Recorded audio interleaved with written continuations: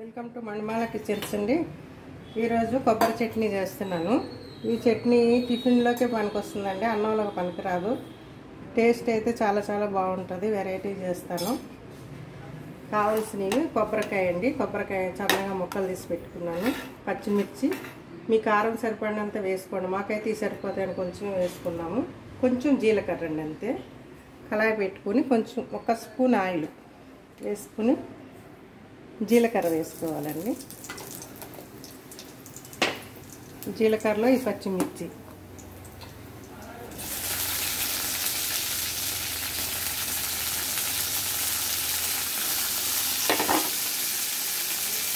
మరీ వేగకూడదు, పచ్చివాసన పోయేంత వరకు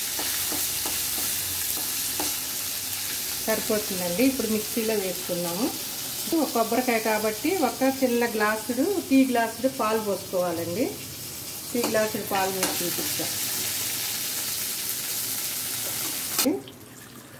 ఈ కప్పుడు పాలు పోసుకోవాలి. ఇదే చట్నీ అండి. కొబ్బరి ముక్కలు, 1 కప్పు పాలు, పచ్చిమిరపకాయలు సరిపడినండి, జీలకర్ర, ఇవే చట్నీ చేయాలండి. కొబ్బరి ముక్కలు మిక్సీ జార్లో వేసాను. పచ్చిమిర్చి జీలకర్ర వేస్తున్నాను. ఇదిగోండి, ఇట్లా వేగాలి, మరీ వేగకూడదు, పచ్చిగా ఉండాలి. దీనిలో కావాల్సినవి కొబ్బరి ముక్కలు, జీలకర్ర, పచ్చిమిర్చి, పాలు, సరిపడినంత ఉప్పు, అంత ఇంకేం వేసుకోరాదు. దీనిలో సాల్ట్ వేస్తాను సరిపడినంత.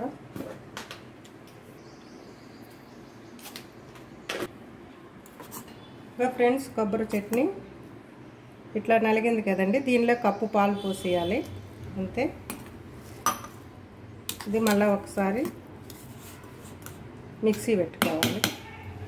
తీద్దాం. కావాలంటే ఇంకొంచెం పాలు పోసుకోండి ఎక్కువ.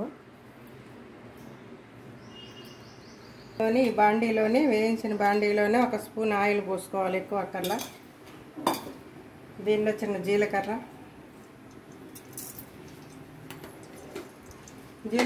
ఎండుమిర్చి, ఇంగువ అయితే సరిపోతుందండి, ఇంకేం అక్కర్లా. ఇంగువ ఇష్టం ఉంటే వేసుకోండి, లేకపోతే లేదు. ఎండుమిర్చి,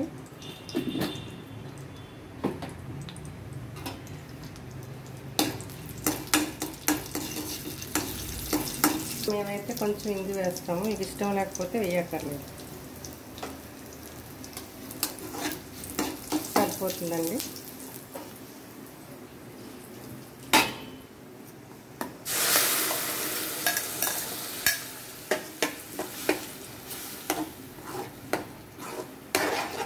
ఇంతేనండి చట్నీ.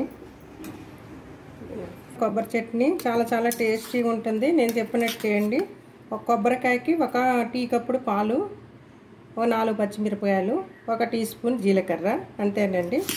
కొంచెం సాల్ట్ వేసి మిక్సీ వేసుకొని పోపు చేసుకోవాలి. చాలా టేస్టీగా ఉంటుంది. దోశల్లోకి, ఇడ్లీలోకి, గారెలోకి, ఏ టిఫిన్లోకైనా చాలా టేస్ట్ ఉంటుంది. నా చట్నీ తిని చూడండి. నా ఛానల్ సబ్స్క్రైబ్ చేయండి, గంట సింబల్ ప్రెస్ చేయండి, షేర్ చేయండి, కామెంట్స్ పెట్టండి. Bye friends.